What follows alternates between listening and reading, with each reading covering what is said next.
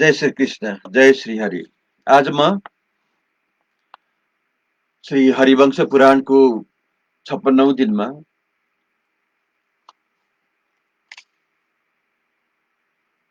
द्वितीय अध्यायको बाँकी भागलाई अगाडि बढाउँदैछु। ब्रह्मा जी ने कहा, दानव कुल में सिंह के समान पराक्रमी वीरों में तुम्हारी तपस्या से बहुत संतुष्ट हैं। तुमसे जिस वस्तु की इच्छा हो उसे बताओ, मैं वह सब पूर्ण करूंगा। उन सब दैत्यों का प्रयोजन या मनोरथ एक सा ही था। वे ब्रह्मा जी से बोले, भगवान, यदि आप हम पर प्रसन्न हो तो हमें यह श्रेष्ठ वर दीजिए। भगवान, हम देवताओं तथा बड़े बड़े नागों से भी अबध्य हो, जो सांप द्वारा प्रहार करने वाले हैं, उन महर्षियों से भी हमारा सदा कल्याण ही हो। भगवान, यदि आप हमें वर दे रहे हैं तो यक्ष, गंधर्वपति, सिद्धि, चारण तथा मनुष्यों द्वारा हमारा वध न हो। तब ब्रह्मा जी ने उनके प्रति अत्यंत प्रसन्न चित्त से कहा, तुम लोगों ने यह जो कुछ कहा है वह सब पूरा होगा। उन सटगर्भ नाम वाले दैत्यों को इस प्रकार वर देकर स्वयं ब्रह्मा जी ब्रह्मलोक को चले गए। उधर हिरण्यकशिपु ने रोष में भरकर उसने कहा, अरे, तुमने मुझे छोड़कर कमल योनि ब्रह्मा जी से वर ग्रहण किया है, अतः अपने प्रति मेरे स्नेह का त्याग करा दिया। अब तुम लोग मेरे शत्रुभूत हो, इसीलिए तुम्हें त्याग देता हूं। जिस पिता ने तुम्हें सदगर्भ नाम दिया और पाल पोस कर बड़ा किया है, वही गर्भ में स्थित होने पर तुम सब लोगों का वध कर डालेगा। तुम छहो सटगर्भ नामक महान असुर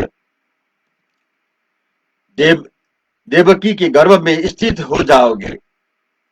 तब कंस, जो तुम्हारे पिता काल नेमि का ही रूप होगा, तुम गर्भस्थ बालक को का वध कर डालेगा। वैशंपायन जी कहते हैं, राजन, उनकी याद आते ही भगवान विष्णु पाताल लोक में गए, जहां वे सटगर्भ नामक असुर संयम निष्ठ होकर जल के भीतर गर्भगृह में शयन करते थे।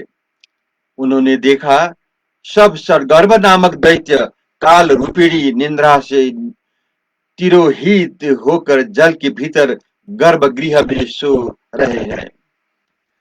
तब भगवान विष्णु स्वप्न रूप से उनकी शरीर में प्रविष्ट हुए और उनके जीवों को खींचकर उन्होंने निंद्रा की अधिष्ठात्री देवी को हाथ में दे दिया।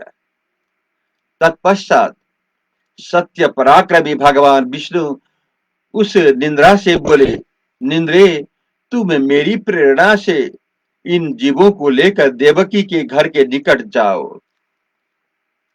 ये सब के सब सटगर्भ नाम वाले श्रेष्ठ दानव है। इन सब सटगर्भों के क्रमश देवकी के गर्भ में स्थापित करती रहो। जब ये गर्भ जन्म लेकर कंस द्वारा यमलोक पहुंचा दिया जाएगा, जब कंस का प्रयत्न निष्फल और देवकी का परिश्रम सफल हो जाएगा, तब मैं तुम पर विशेष कृपा करूंगा। देवी, उस समय से भूतल पर तुम्हारा प्रभाव मेरे प्रभाव के समान ही हो जाएगा, जिससे तुम संपूर्ण जगत की आराध्य देवी बन जाओगी। देवकी का जो 7वां गर्भ होगा वह मेरा ही सौम्य अंश होगा और मुझसे पहले अवतीर्ण होने के कारण मेरा बड़ा भाई होगा। वह गर्भ जब 7 महीने का हो जाएगा, तब उस 7वें मास में ही तुम उसे खींचकर रोहिणी देवी के गर्भ में स्थापित कर देना। गर्भ का संकर्षण होने से वह तरुण वीर संकर्षण नाम से प्रसिद्ध होगा। चंद्रमा के समान गौर वर्ण से सुशोभित दिखाई देगा तथा वह मेरा बड़ा भाई होगा। उस समय लोग यही कहेंगे, देवकी का सातवां गर्भ कंस के भय से गिर गया। आठवें शिशु के रूप में जब मैं गर्भ में आऊंगा तब कंस मुझे भी मारने का प्रयास करेगा। देवी तुम्हारा भला हो। इस समय भूतल पर यशोदा नाम से विख्यात जो नंद गोप की प्यारी पत्नी है, वे गोप कुल की शोभी मानी है। तुम उन्हीं की नवम गर्भ के रूप में हमारे कुल में उत्पन्न होगी।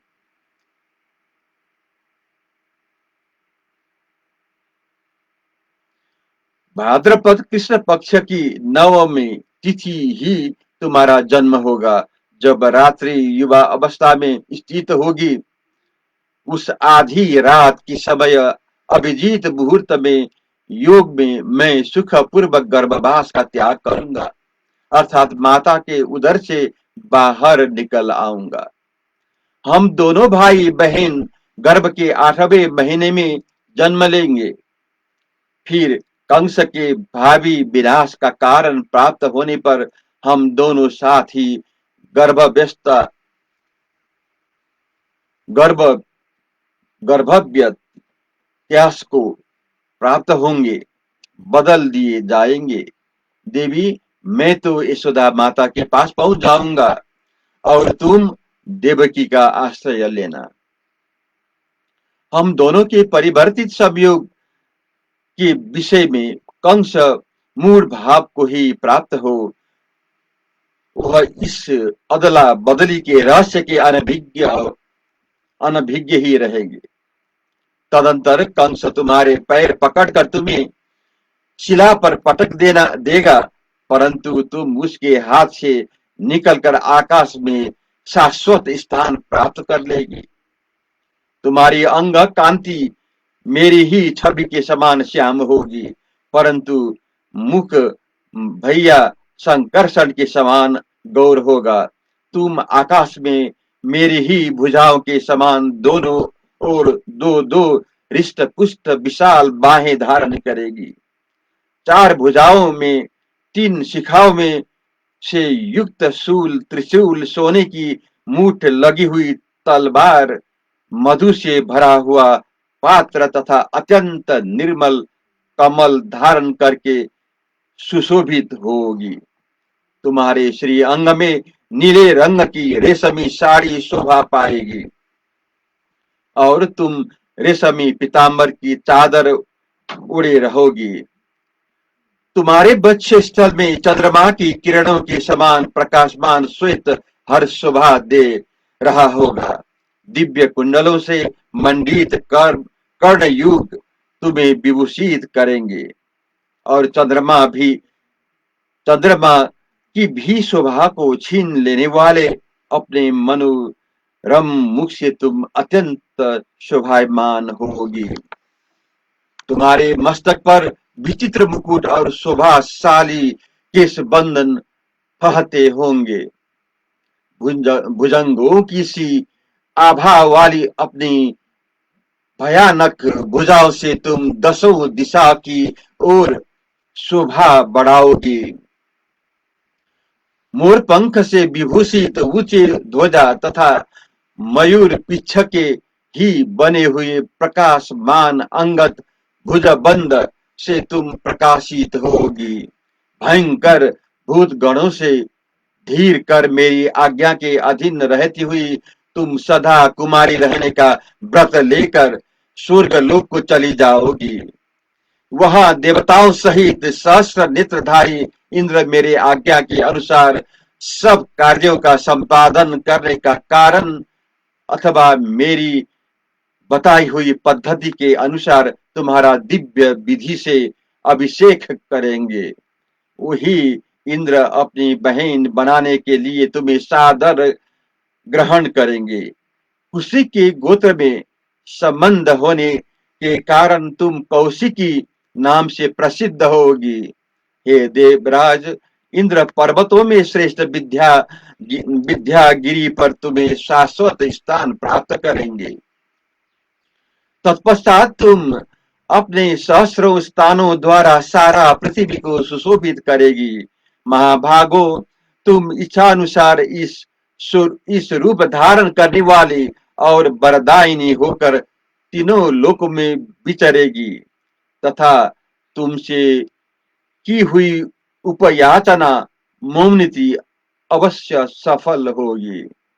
वहां मुझे मन में स्थान देकर तुम विंध्याचल पर्वत विचरने वाले शुंभ और निशुंभ नामक दानवों को उनके अनुयायियों सहित नष्ट कर डालेगी।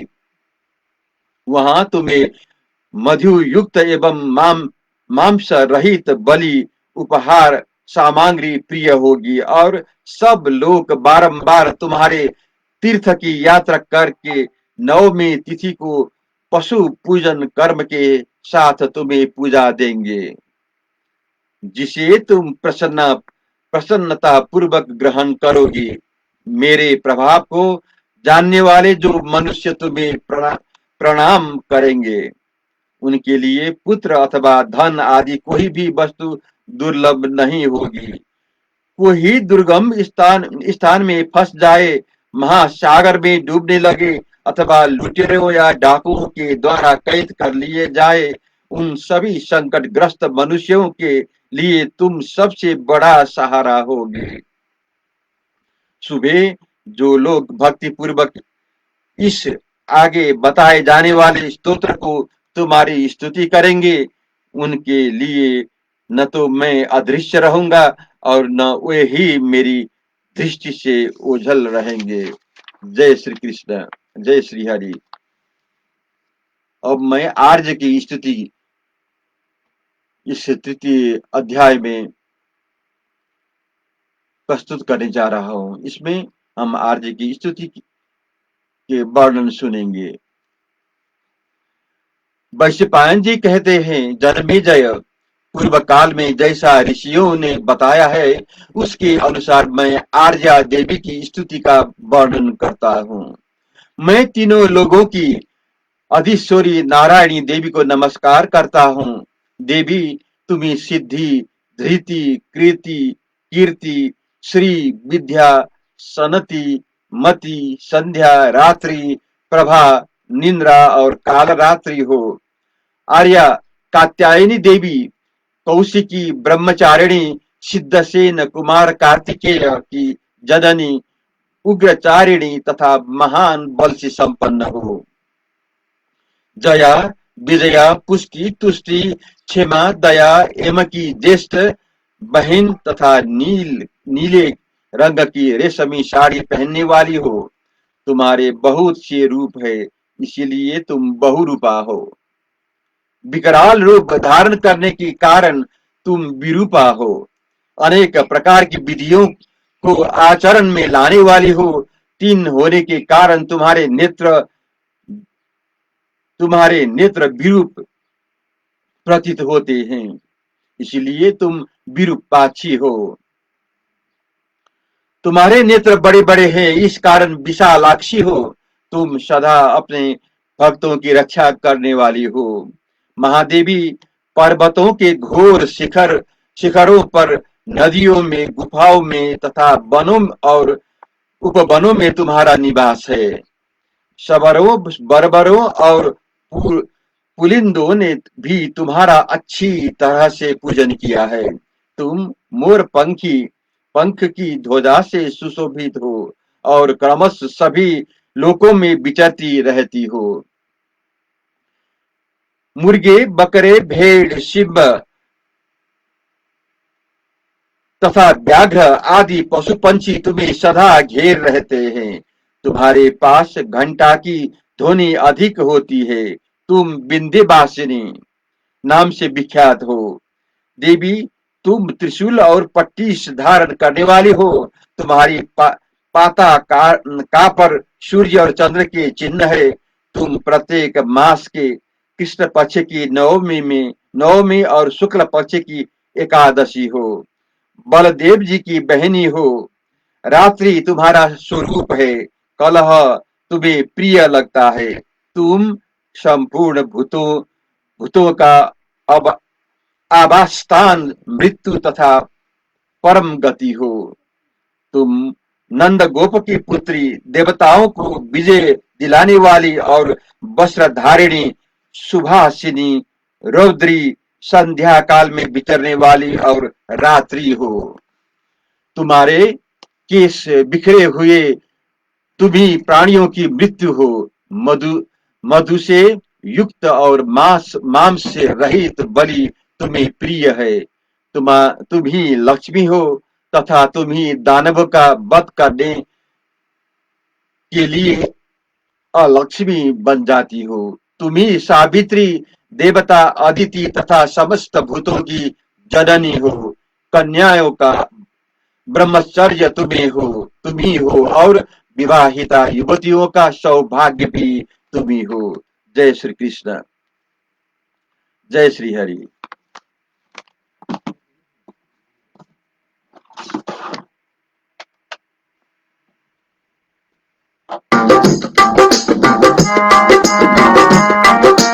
श्री हरि शरणम, श्री हरि शरणम, श्री हरि शरणम, श्री हरि शरणम, प्रभु हरि शरणम, श्री हरि शरणम, श्री हरि शरणम, श्री हरि शरणम, श्री हरि शरणम, श्री हरि शरणम।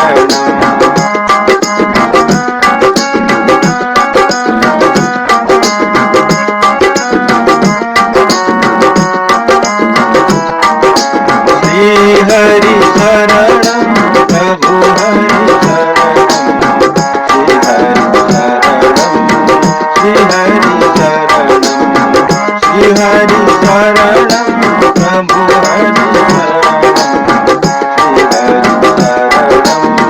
श्री हरि शरणम, श्री हरि शरणम।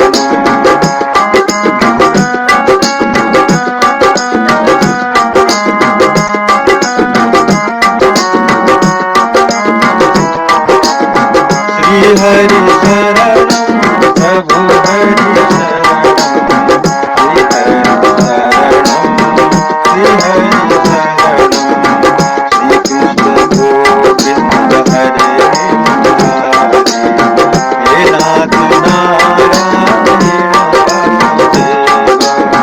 श्री कृष्ण गोविंद हरे मुरारी, हे नाथ नारायण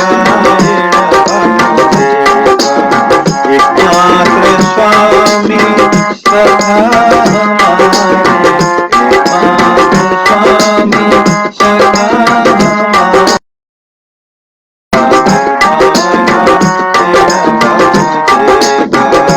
श्री कृष्ण गोविंद हरे मुरारी, हे नाथ नारायण वासुदेव,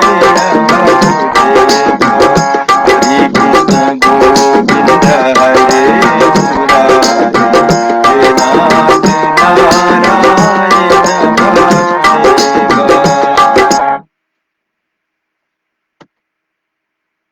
जय श्री कृष्ण।